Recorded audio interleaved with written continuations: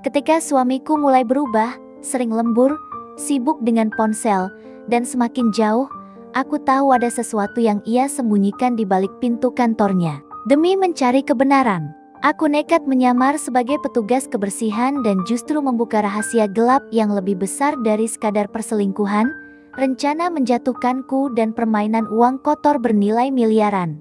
Apa yang terjadi selanjutnya? Sebelum kita mulai, absen dulu yuk dari mana saja kalian nonton. Jangan lupa juga subscribe dan aktifkan lonceng notifikasinya, supaya kalian gak ketinggalan cerita-cerita terbaru dari kita. Karena dari setiap kisah, selalu ada pelajaran yang bisa kita ambil, dan inilah kisah hari ini. Di sebuah apartemen sederhana di kawasan Darmo, Surabaya, mata Dira menatap kosong ke arah lampu kota yang berkelip seperti bintang-bintang yang jatuh pelan. Jam dinding menunjukkan jam 22:47.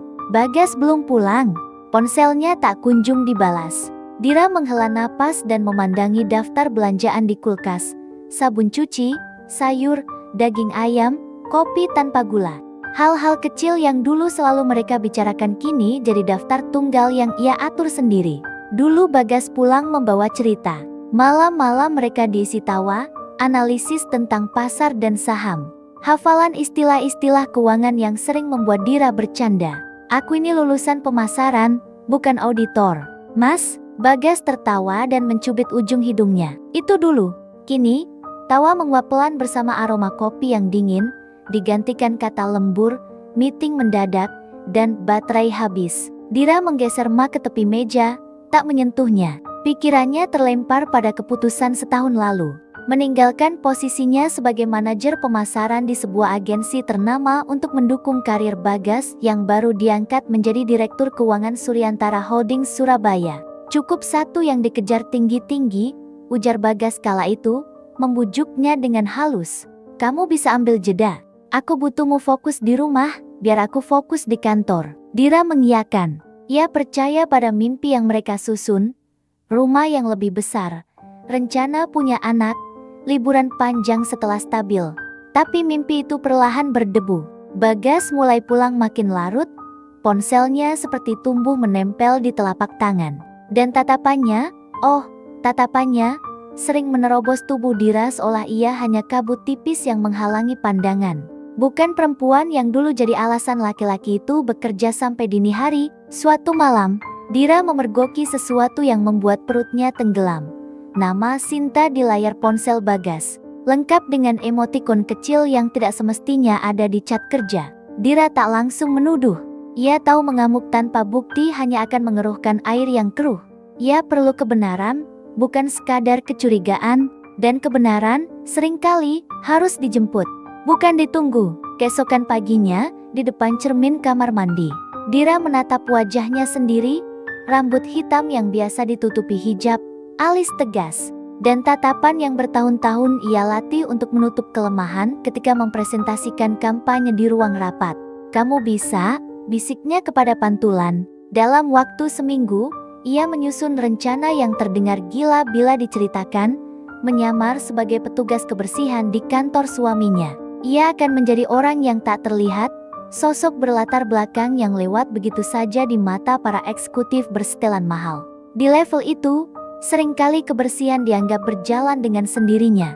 Padahal ada tangan-tangan senyap yang membuat ruangan wangi, kaca berkilau, dan lantai memantulkan langkah ego. Dengan memanfaatkan kenalan lama dari vendor kebersihan yang pernah bekerja sama dengan agensinya, Dira mendaftarkan diri sebagai pekerja lepas untuk gedung perkantoran tempat Suryantara berkantor.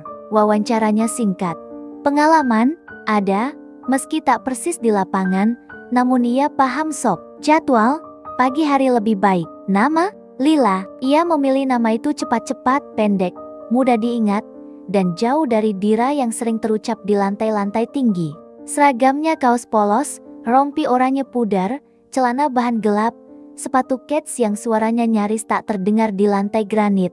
Ia menambahkan masker dan topi, menutup sebagian besar wajah, menyisakan mata yang membias kelelahan seorang pekerja awal hari. Hari pertama Lila dimulai pukul 6. Lobi masih separuh sepi, hanya petugas keamanan dan barista yang menata cup kertas. Lift karyawan bergerak lambat. Ia naik bersama beberapa orang dengan lanyard. Mereka tak menoleh. Di lantai 18, tempat dewan dan direktorat berkantor, lampu-lampu menyala setengah. Ruangan Bagas terkunci, tapi partisi kaca memungkinkan ia melihat bayangan meja panjang, rak dokumen, dan kursi kerja yang dulu sempat ia bantu pilih secara daring. Ia menyeka bingkai kaca hingga bening. Setiap sudut menyimpan memori, hari-hari ketika ia membantu Bagas memilih dasi sebelum presentasi besar. Kalimat motivasi yang ia kirim tiap pagi, foto-foto liburan di Lombok yang kini tak lagi terpajang di ponsel Bagas. Dira bekerja dengan gerak terlatih, mengelap, menyapu, mengganti liner tong sampah. Ia cepat menangkap ritme para pekerja. Asisten pribadi direktur berdandan nyaris identik. Sepatu berderap, blus licin, ponsel tak pernah jauh. Di antara mereka, ada seorang perempuan berambut coklat dengan poni samping yang jatuh rapi. Namanya Sinta. Dira tahu itu dia dari nametak akrilik di dadanya. Sinta Prameswari, asisten direktur.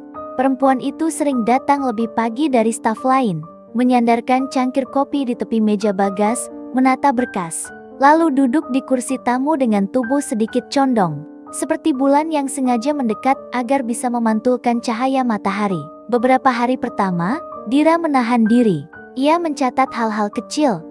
Tawa pelan di balik pintu ketika jam masih menunjukkan 07,2, ditutup dengan bunyi kursi yang digeser. Sinta yang membawa 2 gelas kopi, satu untuknya, satu untuk Bagas. Sapaan yang terlalu lembut, "Mas, ini sudah aku siapkan," tanpa nada formalitas yang seharusnya ada di lingkungan kerja. Dira menelan getirnya pelan-pelan, seperti meneguk jamu pahit yang harus diselesaikan sampai tetes terakhir. Ia bukan perempuan yang meledak karena firasat.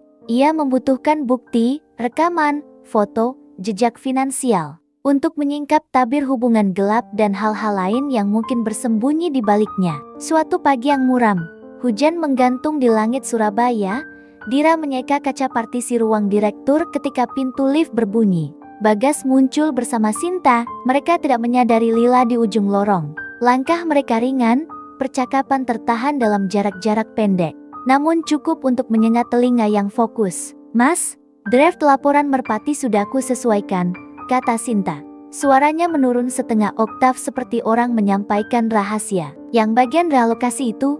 tanya Bagas pelan. "Sudah rapi, nanti Mas tinggal tanda tangan. Investor nggak akan baca detail sedalam itu." Dira mematung. Merpati, nama proyek yang tak pernah didengar di percakapan rumah. Ia menyimpan kata itu di benaknya seperti keping puzzle. Mereka masuk. Pintu tertutup. Dira menunduk, melanjutkan pekerjaannya. Sekitar jam 7:35, pintu itu terbuka kembali. Tawa kecil memercik, lalu sunyi lagi. Dira bergerak untuk mengganti liner tong sampah di pantry kecil dekat ruang direktur. Saat ia melangkah melewati pintu kaca yang setengah terbuka, suara Sinta terdengar, lebih dekat, lebih pribadi, dan tak berlapis topeng. "Mas, nanti malam jadi makan di tempat biasa?" tanya Sinta. "Nanti lihat kondisinya," jawab Bagas cepat, tapi ada senyum yang bisa dirasakan meski tak terlihat. "Kalau Dira," Sinta menahan sebutan itu, seperti mengetes batas. "Urusanku," kata Bagas, datar. Sesaat, dunia Dira menjadi garis tipis yang tegang. Tangannya yang memegang plastik sampah bergetar. Ia menelan ludah berkali-kali, mencoba mengusir rasa mual. Di otaknya, rencana yang disusunnya rapi meminta ia tetap diam. Di dadanya, harga diri yang selama ini ia jaga berteriak minta dibelah. Ia beranjak, maskernya diturunkan, topi ia lepaskan. "Urusanku?" tanyanya, berdiri di ambang pintu. Suara Dira pecah namun tajam, seperti gelas yang retak di satu sisi. Bagas menoleh, wajahnya memudar, pupilnya membesar. Sinta terperangah, tangannya refleks menutup mulut. "Dira," Bagas setengah berbisik, setengah batuk. "Lila," Dira menyentak, menunjuk rompi. "Nama yang kamu tidak pernah perhatikan, persis seperti kamu memperlakukan pernikahan kita." Hening menelusup ruang itu. Mesin kopi masih berdengung, jam dinding berdetak tanpa rasa bersalah. Dira melangkah masuk, menatap keduanya bergantian. "Kalian pikir pekerja kebersihan tak punya mata, tak punya telinga? Kalian pikir aku tak bisa menghitung jam, menakar tawa, dan memahami nada. Ia menghela napas. Aku tidak akan membuat skandal di sini. Kalian bisa menyimpan wajah, tapi kalian tidak akan menyimpan kebenaran selamanya. Ia berbalik, menahan air mata dengan tenaga yang sama yang dipakai menahan pintu agar tidak terayun keras. Di lorong, beberapa kepala mendongak. Salah satunya adalah Arman, manajer pengadaan, yang kebetulan lewat. Ia mengenali Dira dari beberapa acara perusahaan tahun lalu. Melihat Dira mengenakan rompi oranye itu, lalu keluar dari ruangan Bagas dengan wajah tegang, membuat kepingan-kepingan kecurigaan di benaknya sendiri tentang proyek Merpati mulai terhubung. Dira berjalan cepat menuju lift, menekan tombol tanpa melihat. Ketika pintu tertutup, punggungnya melemas. Ia tak menangis. Tidak hari itu. Ia marah, namun kemarahan yang terarah, bukan ceroboh, melainkan seperti mata panah yang diluruskan, menunggu dilepaskan pada momen yang tepat. Sore itu, Dira menatap ponselnya yang bergetar. Nomor tak dikenal. Ia hampir mengabaikan, namun sesuatu menggerakkan jarinya. Bu Dira, suara di seberang memperkenalkan diri sebagai Arman, manajer pengadaan di Suryantara. Saya Arman, saya rasa, saya melihat ibu tadi pagi di kantor. Saya tidak bermaksud ikut campur urusan pribadi, tapi saya sudah lama curiga dengan Pak Bagas terkait pekerjaan. Dira terdiam. Suara itu melanjutkan, maaf, saya tahu ini tidak etis. Tapi, saya pikir ibu harus tahu sesuatu. Malamnya mereka bertemu di kafe sunyi di bilangan Diponegoro. Arman duduk gelisah, menatap sekeliling sebelum menarik tas selempang ke pangkuan. Saya sudah lama curiga dengan proyek Merpati, katanya lirih. Ada transaksi yang tidak wajar, vendor yang nama dan alamatnya tidak sinkron, pembayaran yang mengalir ke rekening-rekening yang, dengan penelusuran sederhana, terkait dengan staf internal. Staf internal, Dira menahan napas. Arman mengangguk. Pak Bagas dan Mbak Sinta, jawabnya, hati-hati. Lalu ia menyerahkan flash disk. Di sini ada salinan email, rekaman rapat, dan log revisi dokumen, termasuk satu rekaman percakapan di ruang kerja setelah jam kantor. Dira memegang benda kecil itu seperti memegang kunci yang bisa membuka sekaligus menghancurkan rumah. Kenapa Anda melakukan ini? Tanyanya, menatap Arman. Arman menggeser pandangannya keluar jendela. Saya punya 2 anak. Bu, mereka harus melihat ayahnya pulang membawa nama yang bersih. Dan perusahaan ini tak bisa dikorbankan hanya karena ambisi 2 orang. Malam itu, apartemen Dira menjelma ruang komando. Ia menyalakan laptop, memasang headphone, dan membuka folder demi folder. Ada email berisi perubahan anggaran yang disamarkan di subproyek. Ada korespondensi dengan vendor fiktif bernama PT Haluan Jaya dan CV Citra Mandiri yang, setelah dicek di basis data publik, ternyata tidak memiliki izin operasi. Ada notilen rapat internal yang sengaja menggunakan istilah penataan kas alih-alih realokasi untuk menyamarkan pergeseran pos. Ada file Excel aliran dana yang berakhir pada rekening pribadi dengan inisial yang terlalu kebetulan, BGS dan SNTP. Kemudian rekaman itu, suara Bagas, rendah dan terburu-buru, bercampur dengan bisikan Sinta. Kamu sudah pasti? Tanya Bagas. Sudah, Dira, sepertinya sudah curiga. Sinta ragu, namun segera menutup celah. Tapi dia tidak punya bukti. Kita selesaikan cepat. Setelah Merpati cair semua, kita bisa. Ya, kamu paham, aku tidak butuh drama. Suara Bagas meruncing. Kalau Dira makin rewel, aku akan ajukan. Suaranya menurun, bisa baik-baik. Toh dia yang minta berhenti kerja. Hidupku harus lebih efisien. Kata efisien menumbuk telinga Dira seperti batu. Ia berhenti menonton beberapa detik, menarik napas panjang, lalu memutar lagi dari awal. Ia tidak ingin ada keraguan ketika saatnya tiba. Ia menyusun catatan, tanggal, jam, nama file, isi ringkas, keterkaitan antar dokumen. Ia menyalin flash disk itu ke 3 media lain, hard disk eksternal yang ia simpan di laci, cloud storage dengan nama samar, dan 1 salinan ke ponsel cadangan. Ia mengirim pesan singkat pada Arman. Terima kasih. Saya akan bertindak hati-hati. Arman membalas dengan 3 kata, saya di belakang. Hari-hari berikutnya Dira kembali sebagai Lila. Ia bekerja seperti biasa, menunduk, mengelap, mengemas. Tapi kini matanya membaca tidak hanya debu, melainkan pola. Ia melihat bundel dokumen merpati di meja asisten, menyimak percakapan remeh yang sesekali menyenggol istilah relasi investor, revisi tanda tangan, dan timeline percepatan. Di lantai 18, kebenaran tidak berlari. Ia berjalan pelan, menghitung detik, percaya tidak akan ada yang melihatnya. Sayangnya bagi mereka, ada seorang perempuan berseragam oranye yang melihat semuanya. Ketika berkas-berkas sudah cukup, Dira menghubungi sekretaris Dewan Komisaris melalui email anonim, informasi penting terkait indikasi penyimpangan pada proyek Merpati. Mohon ruang rapat khusus, lantai ke-18. Ia menautkan ringkasan 1 halaman dan menyebutkan kemungkinan keterlibatan Direktur Keuangan. Beberapa jam kemudian, balasan masuk. Rapat Dewan Direksi diperluas akan digelar Jumat ke-10.00. Mohon hadir dengan identitas jelas dan bukti lengkap. Jumat pagi, Surabaya cerah seperti disengaja.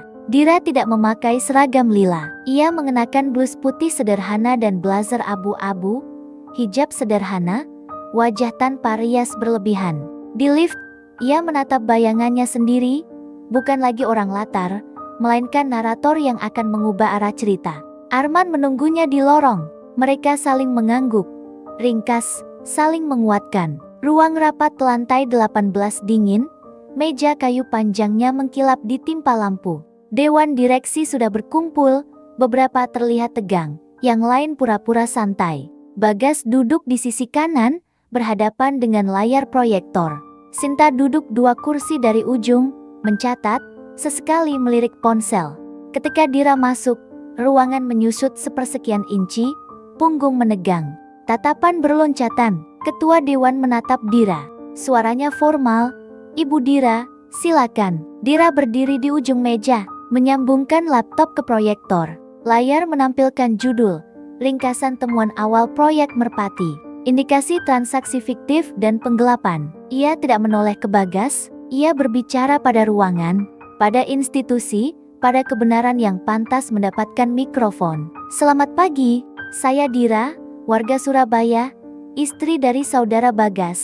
Beberapa minggu terakhir, saya mengumpulkan bukti-bukti yang mengarah pada penyimpangan dalam proyek Merpati. Ini ringkasan alur dana yang dengan sengaja dipisahkan ke beberapa rekening non-operasional." Slide berganti, grafik layar yang menampilkan jalur dari rekening proyek kedua entitas vendor, PT Haluan Jaya dan CV Citra Mandiri, yang tidak memiliki izin.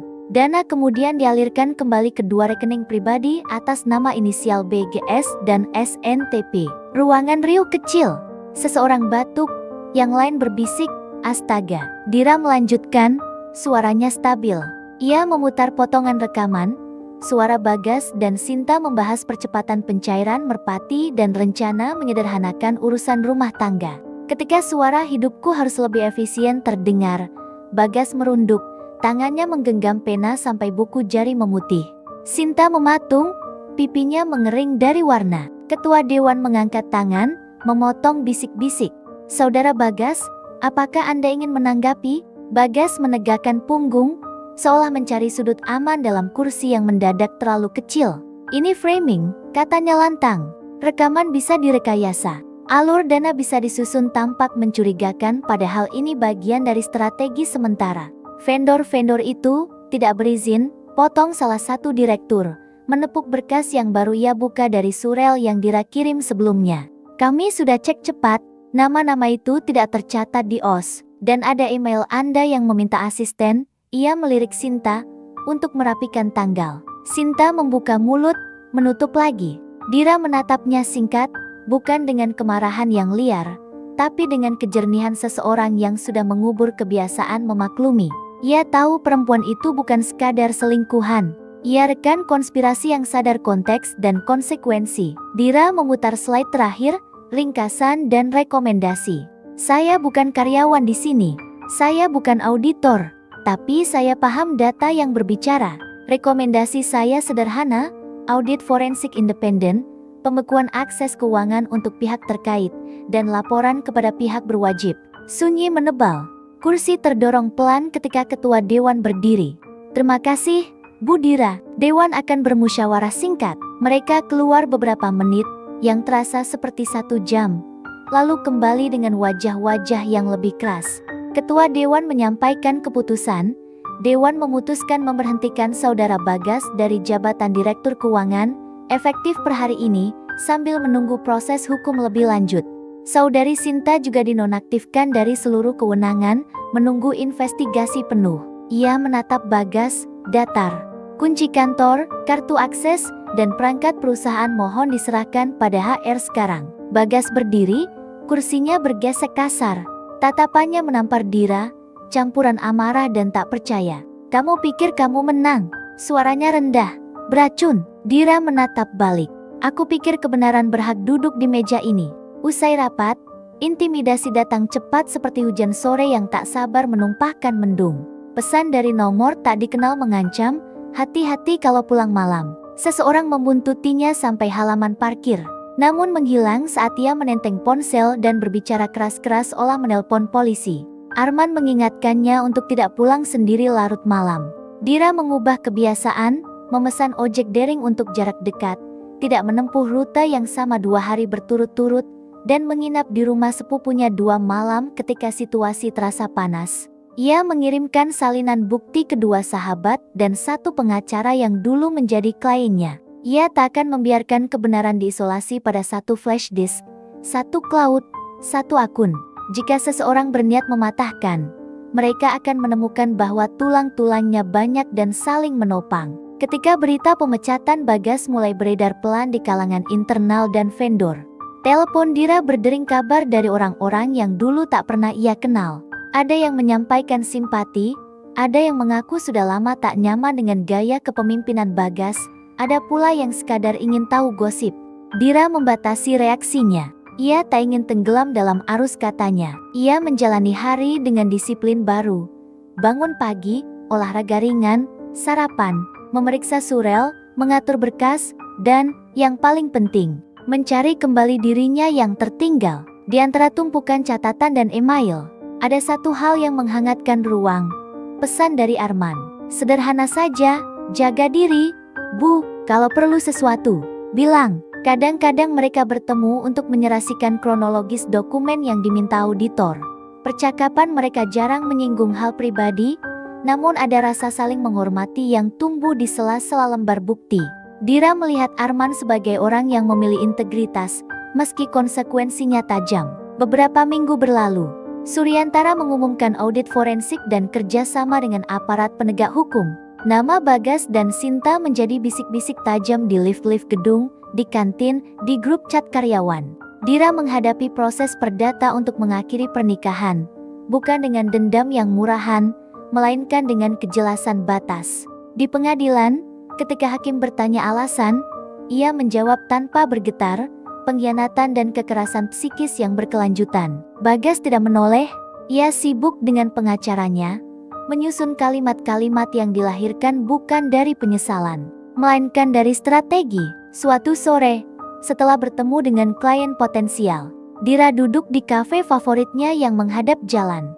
Angin bergerak pelan, membawa aroma roti panggang. Di laptopnya, terbuka presentasi berjudul Posisi, Pesan, dan Pasar, draft pendek yang ia susun untuk UMKM yang hendak berkembang. Dulu ia bekerja untuk brand besar, kini ia ingin menyokong usaha yang tumbuh dari dapur, garasi, meja kecil di pojok rumah. Ada kejujuran di sana, kekhasan yang tidak menuntut topeng. Seseorang duduk di kursi seberang. Arman. Ia mengangkat tangan, meminta izin dengan tatapan. Lalu duduk setelah Dira mengangguk. Gimana? Tanya Arman. Baik, jawab Dira. Mereka minta aku pegang kampanye 3 bulan. Kecil, tapi jelas. Langkah yang bagus, kata Arman. Ia menatap presentasi di layar, lalu menatap Dira lagi. Kamu kembali jadi dirimu. Dira tersenyum pendek. Aku belajar 1 hal. Ketika orang yang kamu cintai menjauh, jangan ikut meninggalkan dirimu sendiri. Mereka berbicara tentang masa depan, bukan masa lalu. Tentang kemungkinan Dira menangani proyek rebranding untuk koperasi karyawan di tempat Arman bekerja. Tentang pelatihan pemasaran sederhana yang bisa ia susun untuk staf divisi. Tentang hal-hal kecil yang, bila dilakukan konsisten, mengubah arah. Malam turun, lampu-lampu mobil berlari seperti barisan kunang-kunang modern. Dira melipat laptop, memasukkannya ke tas. Ia menatap keluar jendela. Di pantulan kaca, ia melihat seseorang yang ia kenal dan ia sukai. Perempuan dengan dagu terangkat, mata yang tak lagi menunggu validasi dari tatapan orang lain, dan langkah yang tidak malu-malu ketika keluar dari pintu. Beberapa bulan setelah rapat lantai 18, proses hukum menapaki jalurnya. Audit forensik menguatkan temuan awal, aliran dana tak wajar, vendor fiktif, dan peran aktif dua individu. Suryantara menjaga reputasi, merilis pernyataan tegas tentang komitmen tata kelola. Di ruang sidang, Bagas melihat Dira sebagai lawan, bukan lagi sebagai istri yang pernah menyiapkan dasi biru tuanya saat presentasi besar. Di koridor, ketika mereka berpapasan, Bagas berkata lirih, hampir tidak terdengar, "Kamu puas?" Dira berhenti. Ia menatap laki-laki yang pernah ia cintai dengan ragam rasa yang kini sudah ia uraikan satu persatu. "Aku tidak mencari puas," katanya, "aku mencari benar." Di rumah, Dira menata sudut kerja kecil di dekat jendela. Di dinding, ia menempelkan peta kampung-kampung kota, tempat UMKM yang ingin ia bantu bertumbuh. Ia menulis daftar nama, Bu Raras penjual jamu botolan, Mas Dini pembuat sepatu kulit, Mbak Nila pemilik kedai kopi kecil. Ia menyusun strategi sederhana, positioning yang jelas, cerita merek yang jujur, kanal yang terjangkau. Ia membuka kembali buku catatan lama. Halaman-halaman penuh coretan yang dulu ia tinggalkan. Dalam coretan itu, ia menemukan suaranya sendiri, bukan gema ambisi orang lain. Pada suatu pagi yang cerah, ia berjalan menyusuri gang di daerah Wonokromo. Berhenti di depan kios kecil yang bau roti barunya menggoda. Pemiliknya, seorang ibu muda, menyambutnya gugup. "Bu Dira, beneran mau bantu? Toko saya kecil. Yang kecil justru bisa tumbuh cepat kalau ditata baik," kata Dira. "Kita mulai dari cerita. Kenapa ibu jual roti? Apa yang ingin orang rasakan tiap kali menggigit roti ibu?" Di sana, ia menunjuk dada pemilik toko, ada diferensiasi yang tidak bisa ditempelkan siapapun. Di sela-sela kesibukan baru itu, Arman sesekali mengabari tentang perbaikan aturan pengadaan di kantor, tentang tim kecil yang ia bentuk untuk memastikan vendor diverifikasi benar, tentang pelatihan integritas yang kini diwajibkan. Mereka tak pernah membicarakan kata "kami", tidak terburu-buru memberi nama pada kenyamanan yang, dengan sendirinya, sudah terasa cukup. Mereka menghormati proses masing-masing, Dira yang merangkai ulang hidupnya, Arman yang merapikan sistem agar orang-orang tidak mudah tergelincir. Di suatu senja, ketika matahari turun perlahan di balik gedung-gedung, Dira berdiri di balkon apartemennya. Angin mengusir sisa panas siang. Ia memegang cangkir teh hangat, menatap jalan yang dulu sering ia hitung jamnya menunggu Bagas pulang. Kini, jam bukan menunggu, melainkan bergerak bersama. Ia teringat hari ketika ia menurunkan masker dan topi di depan pintu kaca, menyingkap identitas Lila. Hari itu terasa seperti ledakan. Tapi sebenarnya, itu kelahiran, dirinya yang menolak hidup sebagai kabut tipis. Teleponnya bergetar. Pesan dari klien baru. "Bu Dira, konsepnya kami setuju. Kapan bisa mulai produksi konten?" Ia tersenyum, jarinya menari di layar, menulis jadwal, menandai kalender, menandai hidupnya sendiri. Malam semakin gelap, namun lampu-lampu kota tak padam. Dira menegakkan tubuh, meneguk sisa teh, lalu masuk. Di meja, ada tumpukan proposal, mood board, dan daftar narahubung. Ada juga selembar kertas kecil, catatan dari dirinya untuk dirinya. Martabatku tidak bisa dialihkan, dialirkan, atau ditandatangani orang lain. Ia menempelkan catatan itu di tepi monitor. Setiap kali ia menatap layar, ia akan melihat kalimat itu, bukan sebagai peringatan, melainkan sebagai pengingat lembut. Dan ketika suatu hari nanti ada orang yang bertanya, "Bagaimana caramu bangkit, Dira?" Mungkin ia akan menjawab begini, "Aku berhenti mengecilkan diriku agar orang lain terlihat besar. Aku berhenti menunggu pintu dibukakan, dan belajar mencari kunci. Aku berhenti berharap seseorang menuliskan akhir bahagia untukku, lalu duduk menulisnya sendiri." Di bagian terdalam, ia tahu, pengkhianatan yang pernah membuatnya terjatuh sekarang menjadi batu pijakan paling kokoh. Ia menatap hidup dengan kepala tegak, bukan sebagai korban, melainkan sebagai pemenang yang berhasil merebut kembali martabat dan kendali atas hidupnya sendiri. Dan di ujung sana, Di jalan yang dulu terasa buntu, kini ada persimpangan. Bukan satu, melainkan banyak. Dira melangkah, bukan untuk melupakan, melainkan untuk membawa pelajaran sebagai bekal. Setiap hari ia menata ulang harapan dengan tangan yang sama yang dulu mengelap kaca pagi-pagi.